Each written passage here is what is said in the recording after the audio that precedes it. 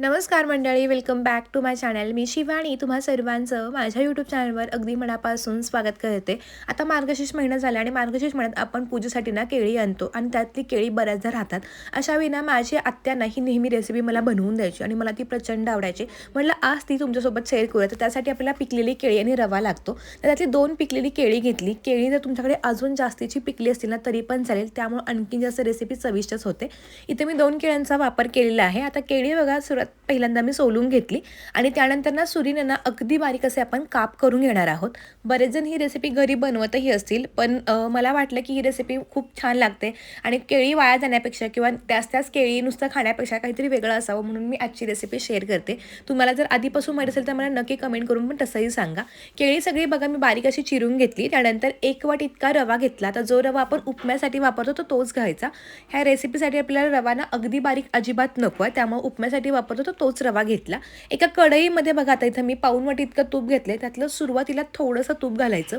यामध्ये आता आपण ड्रायफ्रूट्स घालून घेऊयात. त्यामध्ये सुरुवातीला मी काजू टाकले, त्यानंतर थोडेसे बदाम. हे सगळं थोडंसं हलकं असं परतवून घ्यायचं तुपावरती. आता ड्रायफ्रूट्स आपण आपल्या आवडीप्रमाणे कमी किंवा जास्त पण टाकू शकतो. आता ह्यामध्ये ना थोडीशी किसमिस म्हणजे मनुके टाकून घेते आणि ते पण बघा सगळे चांगले तुपावरती छान असे परतवून घ्यायचे. मला स्वतःला ना तुपावरती परतलेले ड्रायफ्रूट्स खूप आवडतात, त्यामुळे इथं मी वापरलेले आहेत. हे बघा छान असे मस्तपैकी थोडेसे गोल्डन रंग आला की हे सगळे तूप निथळून काढून घ्यायचे. आता आपण जे काही शिल्लक ठेवलेलं तूप होतं ते पण आता आपण ह्याच कढईमध्ये घालतो आणि त्यामध्ये आपण जी बारीक चिरून घेतलेली केळी होती तर ती घालतोय. आता जेव्हा तुपामध्ये केळी घालतो ना त्यावेळी गॅस थोडा मध्यम करायचा आणि ही तुपावरती केळी 1 ते 2 मिनटं सगळी चांगली परतवून घ्यायची. केळी तुपावरती परतल्यामुळं का होतं त्याचा जो काही उग्रपणा असतो तो तो थोडासा कमी होतो आणि अगदी मस्तपैकी छान अशी रेसिपीला टेस्ट पण येते. तुम्ही जेव्हा ही रेसिपी कराल तेव्हा तुमच्याही लक्षात येईल की जेव्हा आपण तुपावरती केळी परतो ना त्याचा त्याचा सुवास खूप वेगळा असतो आणि अगदी असा पटकन काहीतरी बनवावं आणि पटकन खावंसं असं मला वाटतं.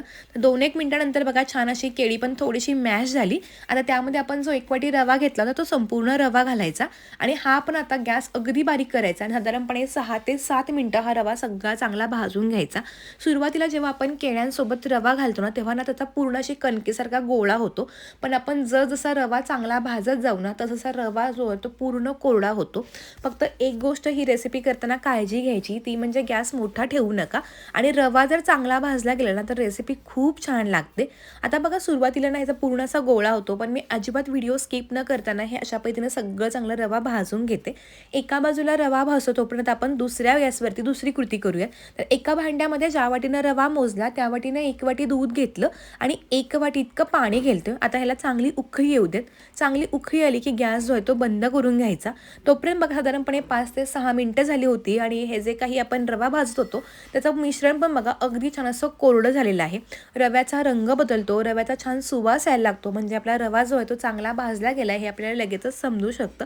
मी तुम्हाला थोडंसं जवळनं पण दाखवतो जेणेकरून तुमच्या लक्षात येईल की रवाचा कलर कसा पूर्णपणे चेंज होतो.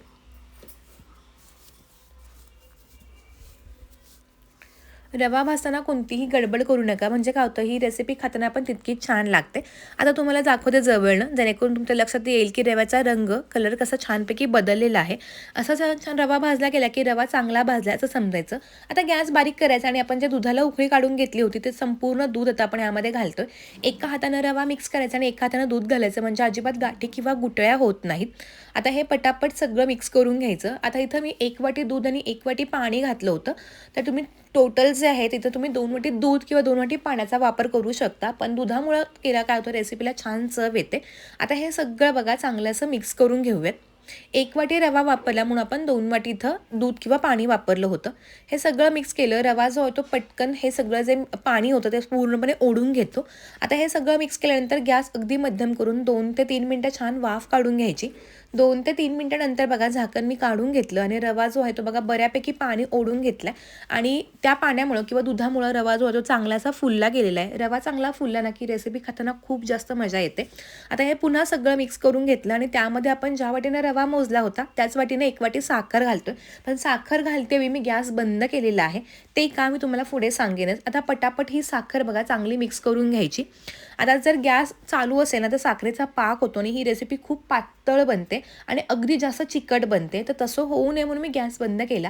कारण रवा आणि दूध आपण जेव्हा मिक्स केलं त्यामध्ये बऱ्यापैकी वाफ असते आणि त्या वाफेवरती आणि कढई गरम असल्यामुळं साखर पूर्ण विरघळते. त्यामुळं साखर घालतेवेळी गॅस बंद करायचा आणि सगळी मिक्स करून घेतली. मी गॅस चालू करत नाही आहे. हळूहळू साखर बघा मस्तपैकी अशी विरघळायला सुरू झालेली आहे. साधारणपणे 2 ते 3 मिनिटानंतर पूर्ण साखर जी आहे ती आपली विरघळते. साखर विरघळल्यानंतर ह्यामध्ये मी थोडंसं केशराचं दूध घालते.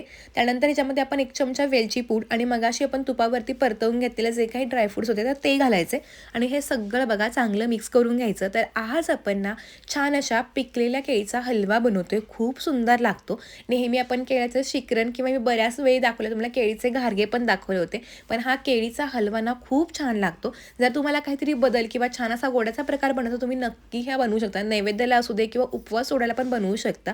तर ह्या मार्गशीर्ष महिन्यातली जी काही केळी असते तर त्यापासून नक्की एकदा ही रेसिपी बनवा. साहित्य घरातलंच असल्यामुळे तुम्हाला नक्की आवडेल. हे सगळं मिक्स केल्यानंतर मी झाकण ठेवून 2 मिनिटं वाट बघितली. आता 2 मिनिटानंतर झाकण काढलं. गॅस पूर्ण बंदच होता. अजिबात गॅस मी कुठेही चालू केलेला नाही आहे. मस्त छान असा सुगंध घरभर पसरलेला आहे. अगदी बघता क्षणी खावीशी वाटणारी रेसिपी आणि परत परत मागून खाण्याची मला 100% खात्री आहे. माझ्या आत्याच्या रेसिपी तुम्हाला नेहमीच आवडतात आणि म्हणूनच मी आजची रेसिपी पण तिच्यासाठी घेऊन आले होते. खूप सुंदर लागते, तर जरूर करून बघा. तुम्हाला जर आजची रेसिपी म्हणजेच हा केळ्याचा हलवा आवडला असेल तर नक्की व्हिडिओला लाईक करून छान कमेंट करा. पुन्हा अशाच व्हिडिओसोबत भेटूयात. तोपर्यंत धन्यवाद.